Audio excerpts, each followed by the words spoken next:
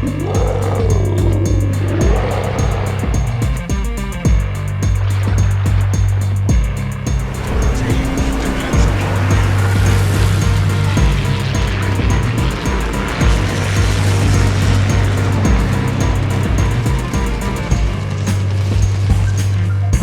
is West Virginia. It's a Tier 5 premium American battleship. It's a Colorado-class battleship, which is normally a Tier 6, but the West Virginia is Tier 5, so it has bigger guns and a harder-hitting main gun potential. The only battleship that I have that's Tier 5 with bigger guns is the Mutsu. So with that, let's take a look at the setup of the ship and the commander, who is William Sims. His base trait is built to last. It gains a HP bonus per ship tier. As for inspirations, I have Andrew Cunningham, Concentrated Devastation, increases the shell grouping of your battleship's main guns. And the next inspiration is Robert Jujard, Borer, increases your battleship's AP shell penetration. As for the skills, I have Flammable Cannoneer, increases the main battery range and shell grouping for your battleship's butt. It increases the chance of catching fire for any ship type. Second skill is Gyrating Drill Bits. Increases the main battery traverse speed and AP shell damage of your battleship, but it is at the cost of decreased maximum speed. Third skill is Marksmanship. Increases the main battery shell grouping for any ship type, but reduces their rudder shift speed. And then the last skill here is Reaching Out XXL. Increases the maximum range of the main battery, and this is my basic accuracy build for the American battleships. As for the legendary skill, I have Will to Rebuild. Increases the HP regeneration rate when the repair party is active. He's ranked up to legendary rank 2, and the range to the allied ship to activate the special effect is 2 kilometers.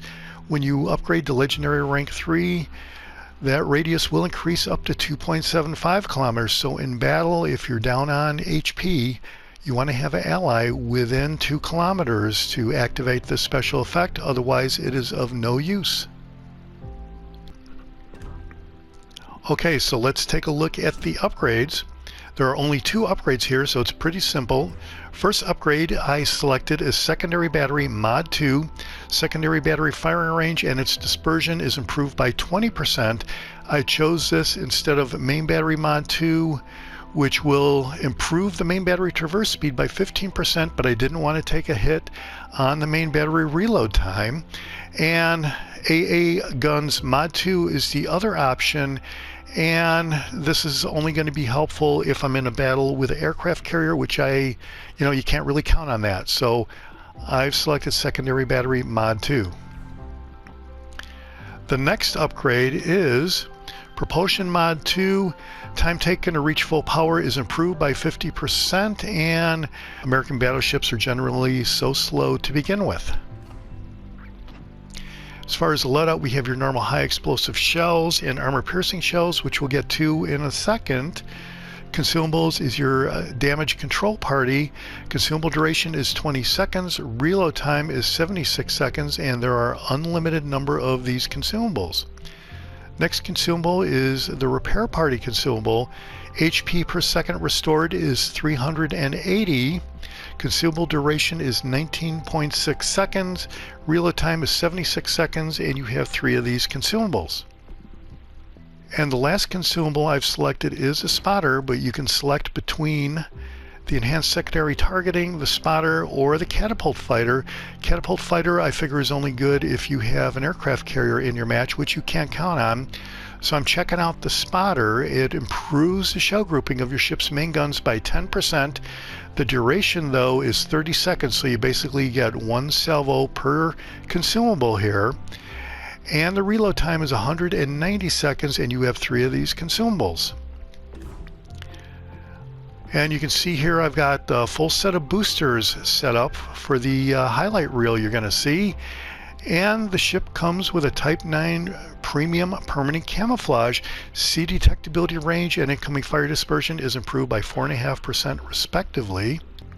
So let's take a look at the stats. Survivability hit points is 51,800. Armor is 6 to 457 millimeter. Torpedo detection reduction is 37%. As far as the artillery, you have 8 406 millimeter guns. These are just under 16 inches. Firing range is 17.5 kilometers. Reload time is 30 seconds. Turn time is 32.7 seconds. HE shell damage is 5,700 with a 36% chance of setting fire, which is pretty good. AP shell damage is 13,640, and the only Tier 5 battleship in my port with larger guns is the Mutsu at 411 millimeter. It's like 16.1 inches, and its AP shell damage is slightly less than the West Virginia. So in some ways, the West Virginia is the most potent Tier 5 battleship, at least in my port. And your secondary armament here, you can see their range is 4.8 kilometers. You have, looks like 18 guns, and reload time is either 4.5 seconds or 7 seconds, and 1,800 shell damage with a 9% chance of setting fire, or 6% chance that you see down there. But these are really nothing to write home about. Here are your AA defenses. Looks like you have 20 AA guns. Maneuverability is 19.5 knots, and as we saw, the West Virginia is kind of slow. 670 meters is the turning circle radius, and rudder shift time is 14.4 seconds. Concealment is 13.3 kilometers by sea. Detection range by air is 11.2 kilometers. So let's check out the armor. You can see you do have some parts of the turret and the bridge, which is 400 to 999 millimeters, and that is awesome. But a lot of the bow is green, and that could be a little bit of a problem. So let's take a look at the citadel. And you can see the citadel is more or less orange, so it does have a great citadel. It looks like there is maybe a little bit orange above the water, but in general this is a pretty good citadel. It's very much protected in the front and the rear, so this is probably a good ship to be bow tanking in. As far as the overview, it's agile, above average ability to change direction, and that is great. It could come in handy. Big guns. This ship is armed with a high caliber main battery gun, and as I said, it does seem to be the largest caliber Tier 5 battleship in my port anyway, but it is slow and below average maximum movement speed. West Virginia was one of the Colorado class battleships. She developed low speed, was equipped with 406 millimeter main battery guns, and armored according to the all or nothing scheme with the maximum possible protection of the vital parts of the ship. Entered service in 1923, and there were 4 ships in the series. Well, that's it for the setup of the ship and the commander. Let's go out in a standard battle and see if we can check out some highlights. Right, we're in standard, we're in the Atlantic, and here I'm looking at the teams. And the thing that's unique about this match is I was in a PlayStation player chat with 5 people total, and we did a count-in, and the 3 guys over on the red team, shout out to Mikey, Vologo, and TRK, they were in the player chat and they did make it into the game. So, and they were all in a Dunkirk. So had they have been in Strasbourg, they might have had something going on. But on the blue team, I'm going to give a shout out to my my division mate Thor. And so that's how the match started out. It was a PlayStation player chat, and we did a count in, and we all made it into the match together. And I believe it was Volgo on the red team was really talking up how the West Virginia does not really have accurate guns. And so obviously at this point, the whole idea is to try to show how accurate the guns in the West Virginia can be, but you never know how the match is going to play out until you actually get into it a little bit and just let the battle go. So I'm not really anxious to get out into the open water and become a big target for anybody at this point. So I'm just going to stay here and kind of scope things out, see if I could get a target on somebody like that New Orleans right there, and possibly take some shots at the guy. This is probably my third or fourth match in West Virginia. I haven't really played this ship that much, though I have played a lot of the American battleships, a fair amount actually. And historically, here I'm backing up a little bit. That's always a good tactic. If they get a bead on you and you start backing up, a lot of times they will miss on the first shot or so, and then you go forward and then they miss because they think you're going backwards. So I've done some of those tactics, but the West Virginia was famous in the Pearl Harbor attack. It did get 2 bomb hits, 7 torpedo hits, and it was sunk during the Pearl Harbor attack in 1941, but it was returned to service in July of 1944. So there is that little bit of historical information about the West Virginia, and of course this ship does pretty well in a Tier 5 battle because it is a Colorado with those Tier 6 16-inch guns. And here's a Genesee now that is, I'm happy to see him go broadside actually. So we're going to see what happens there. But the Genesee now I think does not have that great of a match here. He gets almost 6,000 damage taken off right at the start there. And I'm still, I'm not really looking to go out into the open there, but the Thor in the Graf Spee has moved out using the island for cover right there, and hopefully that is who is spotting for me a little bit. It could be some of the other destroyers, but for sure I have the Genesee now lit up, and I'm going to try to take some more shots on him. And he is using the island for cover. Not really sure that's going to help. But now this New Orleans, I believe it is broadside again. So there, that's a good opportunity if I can get reloaded. And that was a miss on a Genesee now, but he is out in the open water and still basically broadside. And he disappeared momentarily. I still have a shot according to auto aim. So I'm going to take the shot and we'll see how this one plays out. We've done 11,700 damage to this point. And we do a couple more thousand damage there on the Genesee now. And we're still backing up. He is broadside, so this is a great target. And at this point, the other guys in the division, in the red team division, TRK, Mikey, and Volgo, I think are looking to push forward. They're in the Dunkirks. So there's the Dunkirk with Volgo, and he was the one telling me about how inaccurate the West Virginia guns were. So it took a little bit of damage off of them right there, I believe, and we're up to 23,000. So he did hit, that was kind of minimal hit right there, but he did get a hit on me, and we're just going to exchange fire. And there it looks like the island is blocking, but there auto aim says I can take a salvo, so I went ahead and took a shot at the Dunkirk.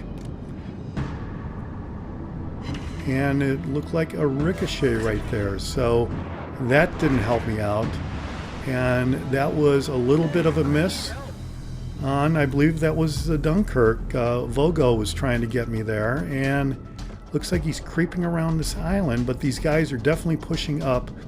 I think they're trying to get Thor and myself, so I'm still backing up. I don't really want to go out in the middle of the open area there, be a target for those 4 battleships. That would definitely be very bad. So my tactic is to back up and maybe get a clearer shot over that island on those battleships. And this New Orleans is looking kind of thin. He's not really looking like he's going to be around very much longer, actually, especially in about 6 seconds here. If I can get a good shot and a good aim on him here, I'm going a little bit forward of where auto aim tells me to go. A lot of times that seems to be a feature of auto aim. Well, it looks like Thor got taken out by a Dunkirk there, and I did get the New Orleans there, so that was a A citadel hit on the New Orleans. 36,000 damage, and I don't know, the guns seem kind of accurate to me. And their TRK is gone, and this other Dunkirk is sneaking around the island right there, but so is the Genis now. So these guys are definitely pushing forward, and we're just going to continue to punish them. We're up to 42,000 damage. I need help. There looks like that Dunkirk should get wiped out with some of those torpedoes, and 3 ships lined up right here, right in a row. So these are like some kind of ducks in a row, and both Dunkirks are lined up for me, and the Genis now. So this is, in some ways, it's kind of awesome. Took some big damage off of the Dunkirk. He's down to almost nothing. And they're not really, haven't been too successful at hitting me at this point. So I've had a pretty lucky match as far as that goes. And now I'm turning nose into these guys. I don't really want to give them my broadside if I can help it. And that looks like a great broadside right there on the Genis now. So we'll see how accurate these guns are. And there was 9,000 damage. So that's, I don't know, that's kind of accurate. The secondaries did start a fire. And it looks like my buddy Vogo is coming up here to ram me. So this is getting kind of exciting. 7 seconds before I can fire my guns. Problem solved, sir. Now I started my heal because it is getting kind of down there. Took 9,000 more damage off. So if we hit here, he doesn't stand a chance, and he does get taken out by the secondary. So for sure the secondary was accurate. Whether you think the main guns are accurate or not, the secondary was accurate enough to finish off the Dunkirk. And so now the Genis now is running for his life, basically. We have 2 destroyed ships. We're up to 69,000 damage. There's only 2 ships left on the red team, and this is looking like it is going to play out as a victory. So there, the Genis now is gone, and the only ship left is the Algier. And he is kind of at long distance of 17 kilometers. So we're going to have to, well, see how accurate we can get with these main guns, as long as that is the theme for the video here. And I did ask, you know, what kind of commander they were using to determine that the accuracy of the main guns on the West Virginia was not that great. And the response was they didn't really know who the commander was or what the inspirations were. So I think I mentioned that wasn't really helping try to figure out what the problem could be. But for sure, if you have Sims ranked up fairly high with the inspirations of Cunningham and Jujard, you can expect at least 78,000 performance here with a citadel hit on a cruiser and 2 destroyed ships. So we are looking in great shape. We have 34,000 health, and we have 1 heal. So this is shaping up to be a great match. And you see here I was using the spotter airplanes previously. I didn't get to mention that, but I have found that in some cases it is kind of helpful.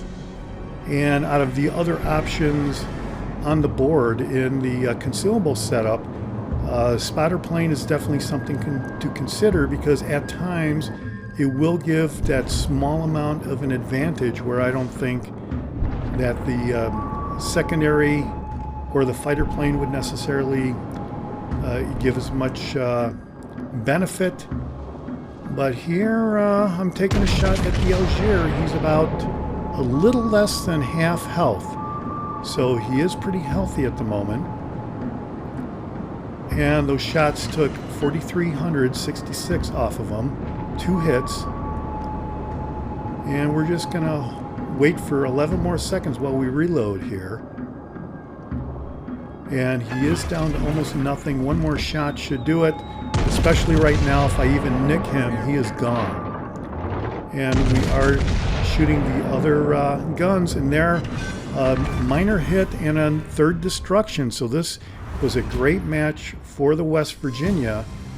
As I said, it's only my 3rd or 4th game in the West Virginia, so I haven't played this particular ship that much, but 281,000 credits, 83,000 total damage, 30 target hits, 3 destroyed ships, a citadel hit, and we were running some boosters. That's why you see the XP and the global XP up a little bit. And 2nd place overall in the match, so that turned out to be a pretty good match.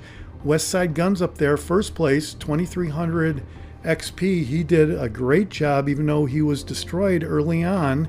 And another shout out to my buddy TRK, the only person in the match with any medals. He had a devastating strike and a 1st blood medal in 1st place on the red team, even though his ship did get destroyed around the 7-minute mark. And credits, by the time it was all said and done, was 246,000. So that's it for the West Virginia. I find it a great Tier 5 ship, especially being a Colorado class ship that's normally Tier 6. This is the Jaguar, and I'll see you on the high seas. Thanks for watching. Hit subscribe if you like it.